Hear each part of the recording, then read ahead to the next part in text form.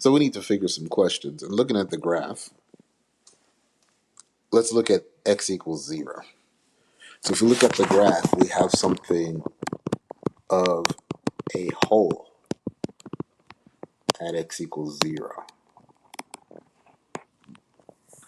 So I'm going to kind of make a raw sketch of the graph.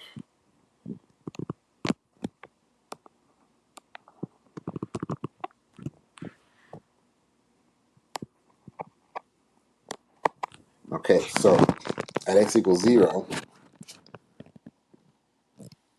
the function is not continuous. There is a jump discontinuity that takes us from this value to this value. So at x equals 0, the function is not continuous. F is not continuous.